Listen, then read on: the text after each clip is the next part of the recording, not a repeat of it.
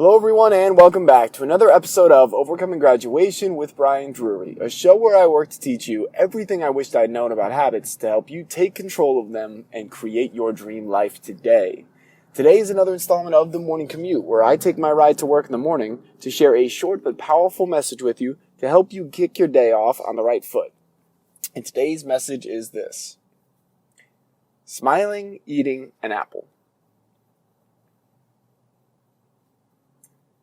Yesterday I was at work and was feeling a little hungry. Knew I had a snack. I had an apple with me, but needed to go wash it off, maybe go get some more tea or coffee.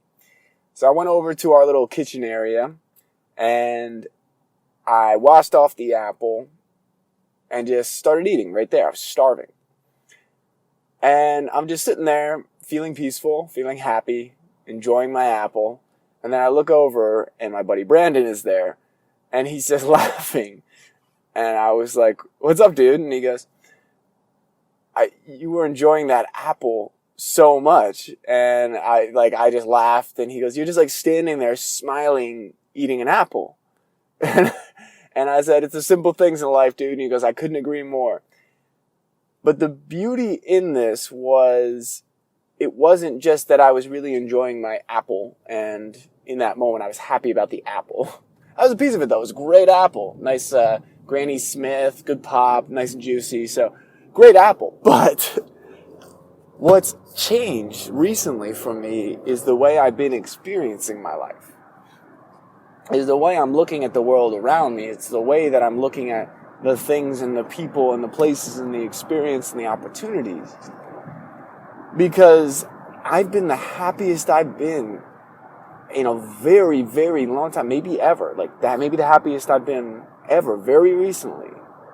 And it's been a result of work and changing the way I look at things and enjoying the ride more and doing self-love activities daily, which may sound so corny and cheesy. It always did to me. Even when I tried it in the past, it did. And I never stuck with it. I was like just looking in the mirror and saying, "I love you and I forgive you and I'm proud of you and you're doing a great job." Like, I'm like, what difference is that really going to make? Come on, dude. Like, that's positive thinking or self-help BS. That's nonsense. It's not a real thing. That's what I used to think. And then I reached a point where I realized that as I was setting goals, as I was looking at the things I wanted to achieve, I got very good, and I've gotten very good at setting goals and achieving them, and finding a way to get it done, and pushing through, and overcoming obstacles, and overcoming the barriers. I've gotten very good at that. But here was the thing. At no point with any of those prior goals did I ever set an intention or set a goal of what emotional state I wanted to be in while I was pursuing the goals. Not how I wanted to feel once I arrived, once I achieved it, once I published the book, or once I launched the program, or once I finished the challenge. I never set goals with the intention of what emotional state do I want to be in while I am pursuing this. And I have done a lot of goal setting training. I've done a lot of work both in the corporate and personal sector, in personal development, in my day job. I've done a lot of work on how to effectively set and achieve goals. And there's a lot of commonalities between the trainings. There's a lot of things that are consistent. But one of the things that I have not seen in any program I've done yet is emotional state, especially in the corporate world. In the corporate world, we get very focused on metrics and KPIs and all this shit where it's like, okay, here's your big long-term goal. Let's chunk the steps down to smaller goals. Then we have milestones and project management trackers to make sure that we're on track for success. And then we have communication mechanisms when things are delayed or when things change. That's pretty standard. Not to say that's not effective. I think that's a great way to set and achieve goals. But now what I'm doing is setting intention around the emotional state that I want to be in as I'm pursuing all of my goals this year. And here's what has changed. Here's the difference. So if I say, let's just throw something out there. Let's say write a book. If I say I want to write a book this year, and I go, great, that's my goal. Now again, your mind, your heart are going to go to work on that. They're going to say, all right, this is what Brian wants. We're going to help him get there. And that's the most important thing. So there's no other requirements. There's no other caveats. He said, write a book. And so imagine you pushed and grinded and you were tired constantly and you stayed up later than you should and you weren't eating because you were writing so much because you were so committed that it had to be done this year and this goal has to get done. And you didn't even say why the goal is important, because that's another big piece. And then you're pushing, you get sick a lot, and then you finally finish the book and you feel good for a day or two, and then you're like, fuck, that was miserable. I don't want to do that again. God, why would I want to dive into that hellhole again? That's a lot. And, guys, I've done that to myself in my own ways many times. Like, let's say podcasting, for example, with this show. I love recording episodes, and I love sharing it with all of you. But there have been many times where I hated the editing process. And I don't want to use the word hate, but I certainly was like, I don't want to do the editing and write the show notes and then do the tags and the links and set up the automation. It's just, why can't it just be? And I'm like, at one point I was like, Brian, that's what it takes to get it out there. Like, that's what it takes to have a podcast and have these messages reach people that can impact their lives. And so it's like you can bitch and moan about the reality of the situation, or you can just find a way to enjoy the ride and treat that as a part of the process. It's like people that say, I love exercising, but I don't like stretching. And then it's like they get an injury where they're out for 6 months because they didn't stretch. It's all of these things are components of the process.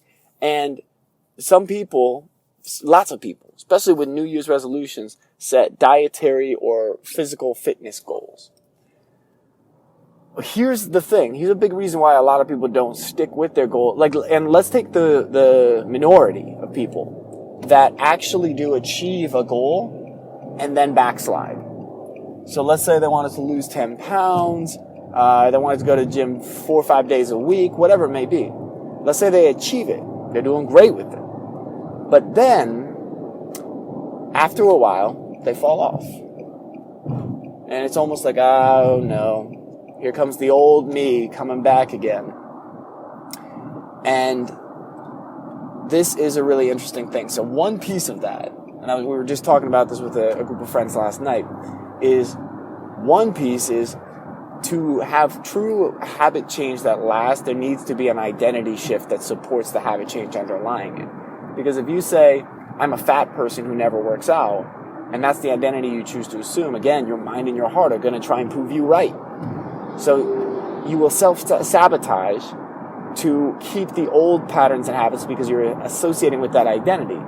But then to shift the identity and say, I'm a person who makes choices to put myself at my healthiest state. I choose foods that build me up and make me stronger. I crave things that lift me up, that fuel me right, that help me sleep better. It's like when we change that identity, then the mind and the body start to go, oh, okay, wait, hang on. No, I know we could have the cake right now, but we said that we choose things that will fuel us up good, and I know if I have cake right now, it's like right before bed, I'm not going to sleep well and all this, so why don't we try something else or have something different, or maybe just have tea, who knows? So what's interesting, so, all right, like that's a core foundational component. The identity underlying it, who are you? If you say I'm a failure and I always fuck up at work, well, you're going to find a way to do that. You're going to, and what's interesting is our bodies and minds are very creative in the ways they work to keep us in the spots that we're at, to keep us stuck, because they think of it as safety. They think what we know is safe and it's predictable, and therefore we need to expend less energy, and therefore it's a better thing for us. It's known, and it's like it's better the known situation you don't like than the evil you don't know. There's some quote like that. It's better the evil you know than the evil you don't, I think is the actual quote. But, and it's a, you know what, I regret even saying that because of the word evil in the association. But guys, this is a morning commute, not editing it out, it's staying. So, but the idea is, people are, it's like, even if we're in a reality we don't like, a lot of times that feels safer than trying to do something that we know would be better or could be infinitely better. All right, so now that we have that core and that foundation, how do you get happy eating a damn apple? Because it's so simple. It's such a small thing. And I actually, like felt joy and peace in that moment. I was really happy and I was really hungry. And I was like, oh, this is a great apple. I was like appreciating it. I wasn't even like doing a mindfulness activity. I was just like, this is a great apple. I'm going to crunch this down and then get back to work. And how do we get there? Because one of my mom's favorite quotes, one of my mom's kind of like life mottos was simple pleasures are the best. And if we can't enjoy the simple and small things on the way to goals and destinations and things, life becomes tough. And I'm saying this from experience, guys, because, hey, I finished the first chapter and there's like a little bit of celebration. Cool. Good. There should be celebration. Hey, I'm working on, oh, hang on. Driving time, guys. Okay, we're good. All right. Yeah, there are times where I can be very focused, but there are times where the road definitely does need my attention. So I finished the first chapter. That's great. Awesome. Fantastic. Hey, I wrote a line today, even though I didn't feel like writing at all, and it took everything I had just to write the one line. Awesome. Like celebrating those things along the way. My friend Kirk Nurmi, who just launched his latest book called Defending Your Greatness, so definitely go check that out. He talks about living with a sense of joyful urgency. Is that we're committed and we move quickly towards the things we want and to be with the people we want, to achieve our dreams and goals, but we do it with joy and passion and excitement and happiness. And so as we're goal setting and as we're planning for 2019 and as we're adjusting, it is so important to think about how you want to feel along the way. Because remember that first example I gave of just stressed and tense and destroying yourself because you said, I'm going to write a book and I'm going to find a way. When people do it that way, and I've done it that way, there are lots of times where people quit. And they go, this just sucks. It's not fun. Like, I'm not getting any enjoyment out of this, and it just feels like I'm punishing myself. It's a lot of people with their physical fitness routines, because there is a physical soreness or tension that can come after workouts. And when we do it that way, it's real easy to just be like, well, what the hell am I doing this for? But on the flip side, and actually before we move to the flip side, a way to even overcome it when you're not feeling great about it, or it's not like, oh, this is super fun and I'm just so blissful about it. It is connecting to a deeper and stronger reason why you're doing it. But this is the next level. So on the flip side, if you say, I want to write a book this year, and the emotional state I want to be in while I pursue these dreams and goals is I want to be happy, joyful, peaceful. I want to be of service. I want to connect with people daily. One of my commitments and goals for this year of my emotional state and kind of an action is I want to make time for people. That's not exactly an emotion, but it's associated to very strong emotions for me because of how connected I am to people and how much I get lit up by being around and connecting with and talking to people. So it ties to my emotional state. But if you say all those things, say I want to be happy, joyful, grateful, I want to be energized, I want to be well rested, boom, boom, boom, then your mind and your heart go, okay, hey man, we really want to work on the book today, but we have to be done by 10 o'clock so we can get to bed so we can get a good amount of sleep. And we want to be energized, so we probably don't want to have, 6 beers before bed because we want to wake up early and get some writing done. We want to be grateful, so we'll probably have to work in some area of gratitude and appreciation daily so that we can really say, we can recognize our progress and celebrate it ourselves and not wait for somebody else to do it. And if I want to be peaceful about it, well, maybe I need to work in some practices to deal with my stress. And maybe that's exercise, and maybe it's meditation, maybe it's journaling, or maybe it's just shifting my focus to the positives in my life versus staying focused on the negatives. Seeing all the abundance and joy and love and gratitude and peace that's there rather than focusing on what's not there at the moment. It completely changes the game. And so that's what I'm doing. And guys, I've been significantly happier. It's not to say I didn't have happy moments and times, but like in my general day-to-day, it just felt in general, it was stressful and like pushing and let's go, let's push, let's work, let's get it done, let's get the next goal. Like which there are some good things in developing that tenacity and that ability to push through when things don't feel good. But also, I want to feel good the majority of the time. I want to feel great the majority of the time. I want to be celebrating. I want to see all the blessings in my life. I want to see all the beauty. I want to be there for people and not get so caught up in all my own bullshit that I miss an opportunity to connect with or help with somebody else or laugh or have them help me. I mean, let's be honest, guys. Like, we need it sometimes too. And sometimes just getting out of our own head enough, we have a conversation with someone, they make us laugh and we go, you know what? I was really overreacting. That's not even that serious. So for you, as you think about the things that you want to achieve this year, what's the emotional state you want to focus on? Because I'm checking in with that emotional state. I've written it down, and now I'm going to build these goals and these statements into things that I put up on my wall that I'm checking in with daily.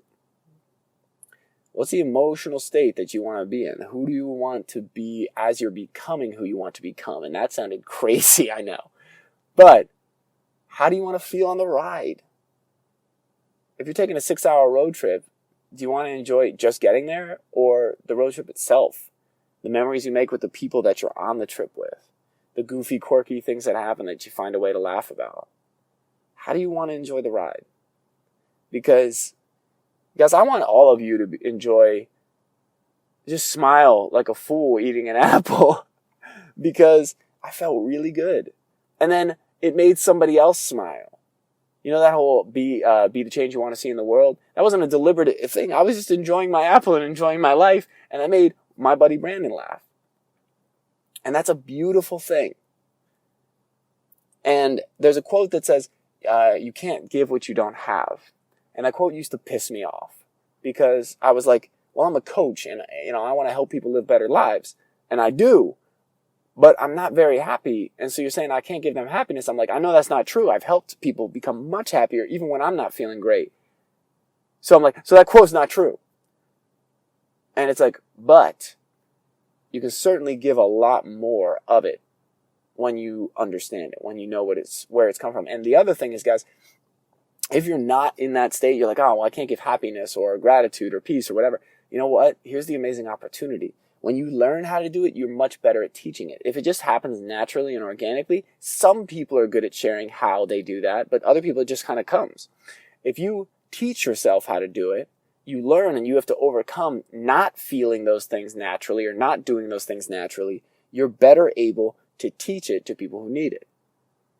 So I know it can feel like a burden and it's heavy, your cross to bear and everything, but it can be there as a gift and an opportunity for you to grow in a way that gives you a massive amount of capacity to change people's lives. All right, guys, that is all for today. I love you all. Thank you all for listening. And if you haven't already, be sure to subscribe to the podcast on iTunes or on Stitcher or Google Play. If you'd like to reach out to me directly, you can contact me at brian@overcominggraduation.com to share feedback on the show, ask questions, make recommendations on what you'd like to hear in future episodes, and anything else you would like to reach out to me for, even speaking engagements, talking to me about the workshops that I do. So please feel free to reach out at brian@overcominggraduation.com. I love hearing from you guys. And that's it, guys. That's all we got. Let's focus on that emotional state. Ask yourself that question. What is the emotional state I want to be in as I'm pursuing my goals? Doesn't have to be one, it can be multiple. But just setting that intention and getting clear on it, writing it down, can be a game changer for how you start living your life. Because then once you've set that intention in that emotional state, how do your habits change in order to support that change? I love you guys. Have a great one. And I'll be talking to you again real soon.